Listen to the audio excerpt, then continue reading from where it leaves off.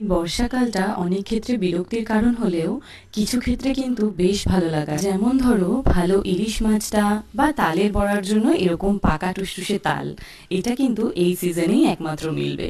তো চলো আজকে একটা পারফেক্ট তালের বড়া রেসিপি শেয়ার করি। যতটা ময়দা নেবে ঠিক ততটাই সুজি নেবে। আমি 1 বাটি ময়দা 1 বাটি সুজি নিয়েছি। চিনি নিয়েছি পরিমাণ মতন, কালো দেখে তাল নেবে তাহলে হবে মিষ্টি তালটা।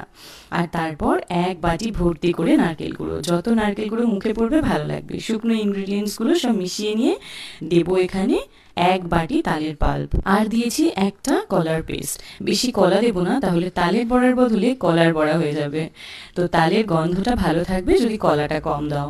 দিয়ে 20 মিনিট রেস্টে রেখে তারপর এভাবে ভেজে নিলেই রেডি আমাদের লাল লাল মুখরোচক তালের বড়া। খুব কম মানুষই বোধহয় আছেন যারা তালের বড়া খেতে ভালোবাসেন না, তবে আমার মতন তালের বড়া যাদের খুব প্রিয় তারা কিন্তু কমেন্ট করতে ভুলবেন না। আজ তবে আসি।